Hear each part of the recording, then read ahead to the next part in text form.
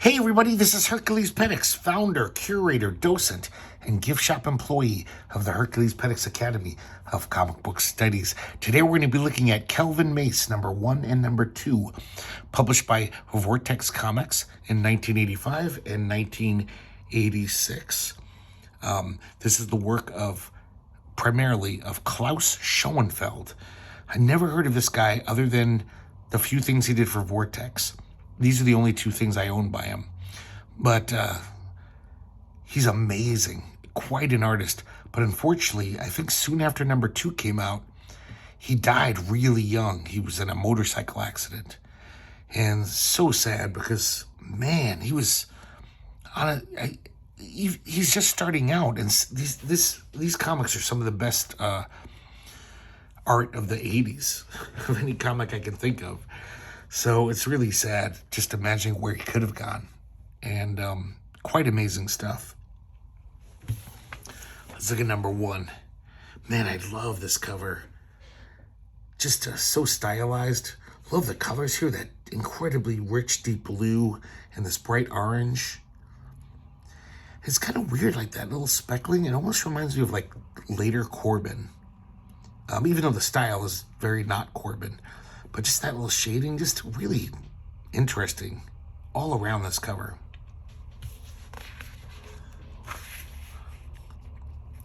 So Klaus Schoenefeld plotted this and drew everything. And Ty Templeton, another, well, you guys probably have heard of Ty Templeton, started at Vortex, did a comic called Stig's Inferno, and went on to do all those like animated cartoon adaptations like Batman Adventures, even Wildcat Adventures for Image, you know. But he's done like hundreds of comics over the years. So he scripts it. They both plot it together. So the year is 2056, and it's this crazy futuristic city. I mean, this is it's kind of a cliche. It's that whole like hard-boiled Dick in the future. You know, like Harry Canyon or Johnny Nemo, but definitely with like tons of humor, like absurdist humor and stuff. Kelvin is reading Mr. X comics, also published by Vortex. So basically, Kelvin Mace is like also kind of become a cliche. He's that hero who's not really a hero. He's just this total violent, irresponsible guy. Who's, if he, you know, he's not a good person to hang out with. He's like Lobo or something, you know, even though he's the hero, he's basically pretty shitty. So we find out just how he is, how irresponsible he is, where he's talking about, you know, there's a neon sign across the way, you know, typical film noir thing, and it's blinking and it annoys him. So he puts an explosive round in his gun. Here's another little interesting sequence as he does that. It's almost like a blueprint. And he blows up the neon sign, but takes out half of the hotel while he's at it. Causes all this destruction. People are jumping off the building, and even this little cat flying through the air. There's the wreckage. Half the building's gone. And then someone comes into his office. And it's this Fancy Dan. And all the dialogue of this is pretty fun and witty. You know, it's pretty clever. Just packing tons of jokes in every panel.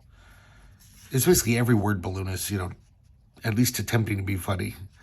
Some of them are pretty funny. So basically, this guy needs a really irresponsible guy for a job. He wants a loose cannon.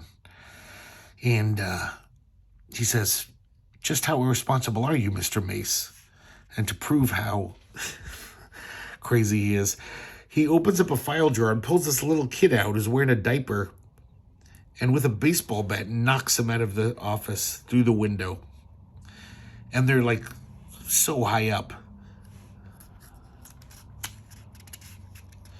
I like this. He says, "Okay, that's good. A trifle against the comics code, but good."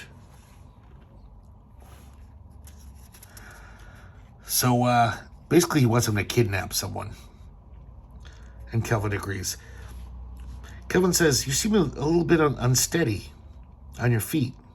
I hope that baby out of the window wasn't too much for you. And he's like, not at all. I think it's the knife I found plunged in my back the other day. But you don't have to pull it out. I have a doctor's appointment on Thursday. I'd rather wait. So that's the kind of like total over-the-top absurdist humor is in this. Reality doesn't really factor in. So that little kid he knocked out of the window, his name's Fixer. It's his assistant. He crawls back in the window, seemingly unharmed, and they get in his flying car, and they go on the case. They're on the case. Of course, Kelvin Mace is driving like a maniac, knocking water towers off buildings and smashing things. He's looking for this guy named Purvis, who he knows will have information for him. So he goes to this fancy nightclub, totally rams through the wall. And we find out that he's almost like the celebrity, even though he's bad news, but he's also like a celebrity for being such a badass. He shoves someone aside and he says, did you see that? He pushed me. I'm famous. But, of course, Purvis doesn't want to see him because he knows he's looking for him. He hears him talk to the maitre d', and he's like, oh, fuck. So he gets the information. He's looking for a guy named Snick. Of course, all the women want Kelvin Mace. This woman totally, like, blatantly offers herself to him. Takes him to her room. This is interesting. Obviously, Klaus Schoenefeld drew her naked. And Ty Templeton put a little censor bar over the nipple. And it even says, Ty put this on. So he's a total bastard. Not only does he just be, like, fuck her and leave. He takes some of her money. He's like, I'm going to need some money. See ya, thanks for the good time. She's like, but I love you.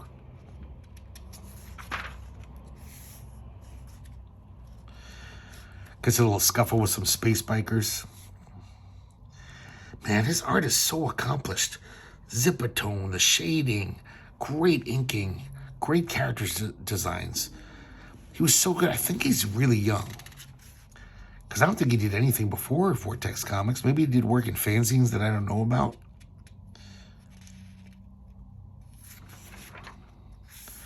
So he gets to the place where Snick is. He's got this fortress, basically. And all these other mercenaries are trying to get Snick, but they're barely making any progress because they're all fighting amongst themselves.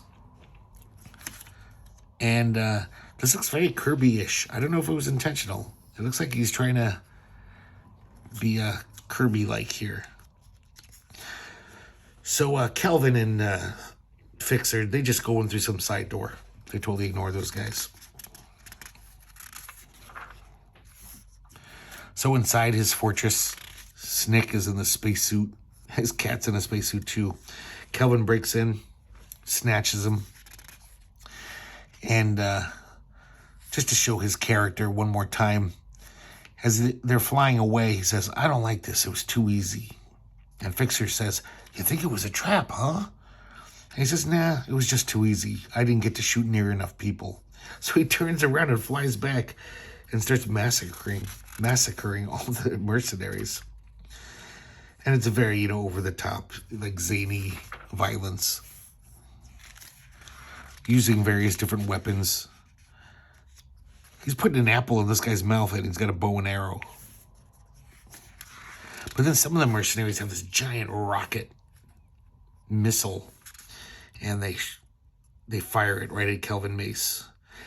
And while Kelvin has got the Tin Man from The Wizard of Oz for some reason, he's about to throw a hand grenade down his mouth. The missile's just about to hit him. And it says, to be continued. But it is not to be continued. It just ends like that, even though there's a second issue. So we have a little backup story here. A Tale of Lenny's Casino and Grill. This is written by Ty Templeton and drawn by a very young Mike Dringenberg, the guy who went on to do the first issue of Sandman. So that guy probably doesn't have to work the rest of his life.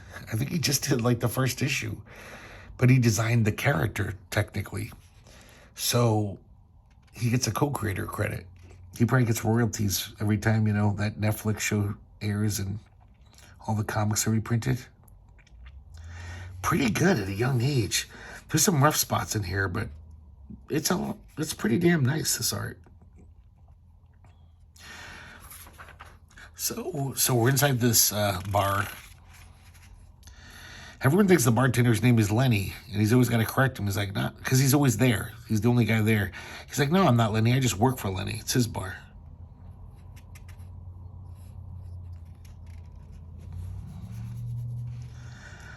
So these two guys are just like, tell us the story of Lenny. What's his deal? So he does. So Lenny was born, and once again, to show you the crazy humor, Lenny was born 3 or 4 times just before the turn of the century until they got it right. His parents try to make him into a child star when he's just a baby, and he kind of has some moderate success. But then the war broke out, and Lenny was drafted. And I guess his commander has something against him because the commercial he was on for a bank when he was a baby, this commanding officer's mother lost a lot of money when the bank went under. So he's got this grudge against him. So his job is in the Air Force. It was his job to let oil spill all over him whenever they opened up a crankcase or anything. It's just ludicrous. And just to show you how just over the top it is, he says, hey, Sarge, I'm done for the day. Can I get cleaned up? He's like, not yet, Private. The general's Jeep has a gas leak. I'd like you to lie under for a bit. But then one fateful day changes his whole life. One of the pilots, they're being attacked by enemy planes. And one of the pilots won't get in his plane. He's having this existential crisis. This reminds me very much of like a Dave Sim thing. I like this lettering too, because he's snorting cocaine. Snort, and how it links the 2 panels so you don't accidentally go down here. So you know that it all goes like this. I thought that was pretty elegant way to do it. So he doesn't want to, he's not going to go up there. So Lenny gets in his plane, even though he's never flown before in his life, and somehow not only flies the plane, but takes out all the enemy aircraft single-handedly. He's handsomely decorated, and with his newfound fame and fortune, he built the casino and grill. Unfortunately, one of the enemies was in his basement. You know how like some of those Japanese soldiers after World War II, they were like on little islands. They didn't even know the war was over. Somehow this guy was the same deal. So one day he jumped out of the basement and said, die, enemy of my glorious nameless country. I thought that was pretty clever. And basically he was almost killed. But a war hero like him, the country just couldn't let die. So they cryogenically froze him. And we see, as he reaches in for another beer, Lenny hands him a beer with icicles on his arms. And that's the madcap ending. We have a couple of editorials from Klaus and Ty, kind of funny. And this is kind of like a free pinup. It's an ad for Stig's Inferno, the comic that Ty Templeton wrote and drew. Klaus Schoenefeld would help him out on that. I think he would ink, maybe even drew an issue. But here's Kelvin Mace. So it's like even though it's an ad, it's like an extra piece of art. Okay, guys, hold on to your hats. Things are about to get nuts. So second issue of Kelvin Mace, now in color. Same price, strangely enough, $1.75. And the cover looks very much like the art in the first issue, right? And we see little Fixer here. But he's not in this comic. Or is he? Wait. Maybe he shows up at the end. I can't remember. But he's definitely, it's It's almost like a reboot. Man, I love the design work on this. This is like no comic look like this, except for Vortex comics. Like Mr. X had these beautiful, well-designed 2-page opening shots too. Oh, that's a beautiful, beautiful colors. A little editorial from Klaus. Unfortunately, when they have this beautiful deep blue, the light blue doesn't really show very well. You can read it, but it's kind of hard to read. Okay, guys, look at this. Everything's different now. So, obviously it's full color, but beyond that, this is just like, all of a sudden, Klaus Schoenefeld is drawn like Mobius. Look at that. I love the city. In this issue, the city is more of a character, more a part of the story. So the city is like this super just huge city that just reaches to the clouds. And all the rich people live on top, all the poor people live on the bottom, and then everyone else fills out the middle. And because the city is so packed together, there's so many people living in it, a lot of the people have gone mad. You can barely see these guys, but he puts all these great, interesting characters in here. Also, the buildings, all these little architectural flourishes. Like, he could have just done some generic, cool buildings, but, man, he's really putting work into this page. And the colors are incredible. So the city is called Opolis. Excuse me. Parched. So, I guess the rich people just throw garbage off their balconies. So if you're poor, you're constantly have to live in this hail of garbage just falling in your head. So, of course, there's a lot of people who try to rebel, but the city's just too big. So we see Kelvin Mace's office. It's flying motorcycles hovering outside. And here we go. Look how Mobius this is. He's watching Snagglepuss for some reason on TV. So he gets a phone call. It's a client. Some rich guy wants to hire him. So I don't know if that's Fixer on the phone or he has an agent now or whatever. These two tax guys come to his door, say, "You owe back taxes." He just throws them out the window. And he takes off in his flying vehicle. He's heading to this party way up high where all the rich people live. It's a very decadent, opulent party. Oh, just another amazing city vista. Just so much to look at. You could stare at this for 5 minutes and find all this little stuff. Kind of these little characters doing different things. People jumping off buildings. Little hot air balloon. And man, like, I know I just said it, but the colors. This is totally like a European album or something.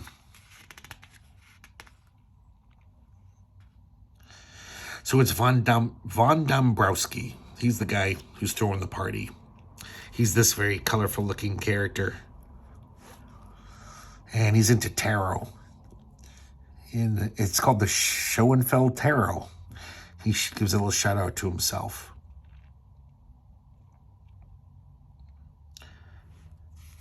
So basically he says that his son has been kidnapped by this terrorist group, the People's Army Front.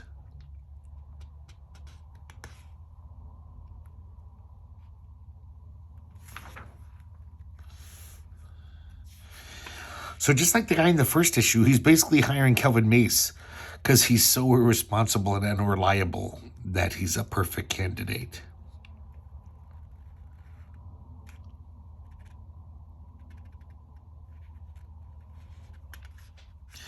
So basically, he kind of admits he wants him to fail. And we'll find out why. Oh, God, every panel is so good.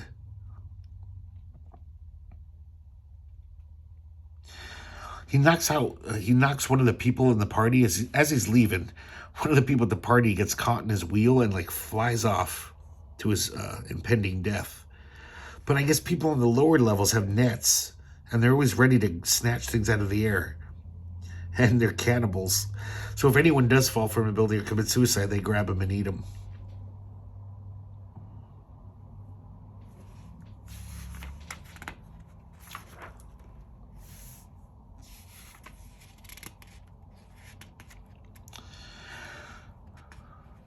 So these guys steal everything in his office. And then we see the terrorists. They're going to blow up one of Dombrowski's power plants. Turns out the kid is part of their group. He's this total, rich kid who's dabbling in radical politics. All he wants to do is write beautiful poems, revolutionary poems. He's just a fop, but they have him along because he can give them access to his father. I'm sorry, here's Fixer. Fixer isn't here. I think he's drawn way better, too. He made it more simplified, the cartooning. So he's really changed in the course of a year. This looks so different. Just amazing cartooniness. I love that face.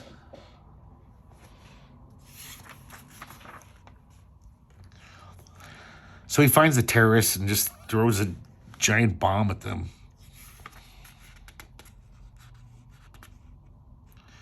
He kills all these Hare Krishnas.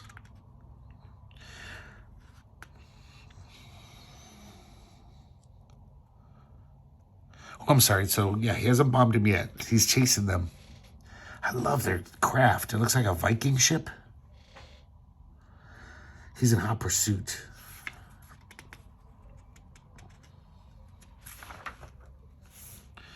Oh, man, look at this. So good. So they're hiding in this building, hiding from Kelvin Mace. He sends a mortar in there.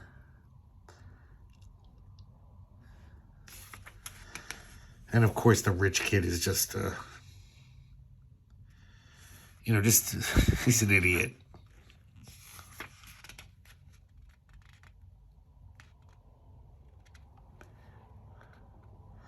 So they realize that he's got too much firepower for them. So they try to escape. But their escape route has been basically blown up. Kelvin Mace blew up like 2 stories of this building. So they can't escape.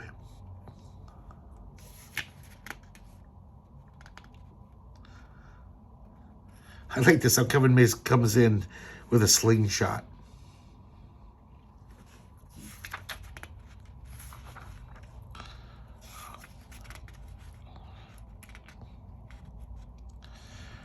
And he lets Fixer get shot. It doesn't kill him, though. It just totally fries his head. I guess it was a flare pistol. And, of course, Kelvin botches the mission, which is exactly what the father wanted. Well, he doesn't botch it necessarily. He doesn't kill the kid. But he totally... This is what he ends up looking like. He just injures the shit out of him. He's just, probably broke every bone in his body.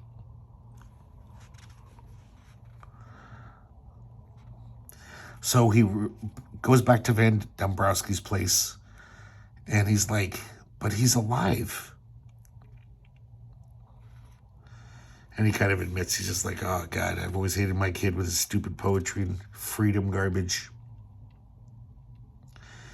And he says, I can't pay you until he's dead. In good conscience. That was basically the job. So Kelvin Mace can't do it. He says, I only kill by accident. And so the Baron just goes over to the stretcher and just throws his kid off. Oh, look at this. This is so beautiful.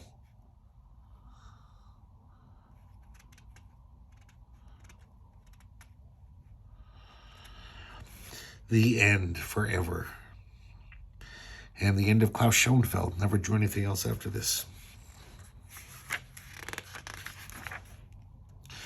Nice letter page. This kid wrote in named Sarko Spirax and drew... I guess it was a friend of his drew the sketch. Really nice little sketch here. We see an ad for the Zebra Club. It was a Mercedes spinoff from Mr. X, drawn by Klaus Schoenefeld, written by Dean Motter. This never came out. But I don't know if you guys ever read Mr. X. I used to love that comic around this time. Here's an ad for Mr. X. And that's it. I feel like I skipped a page. Let me double check. No, I guess we're good. Okay, guys, that's it. Oh, this makes me so sad. I haven't looked at these comics in maybe 10 years, maybe longer, and I forgot just how good it was. Or maybe I didn't appreciate it. Now I look at this, I love the first issue. I think it's great cartooning. One of the nicest looking comics back then. But man, the second issue is a revelation. It's incredible. These were in quarter bin boxes all through my childhood. Nobody gave a shit about this comic, but if you can find this, the second issue especially, it's not like you need the first issue to understand it. They're totally separate. But oh yeah, please find this comic and buy it. You need to own it. It's quite remarkable. So I guess that's it, guys. I hope you enjoyed today's video. And I hope to see you next time here at the Herculespetix Academy of Comic Book Studies.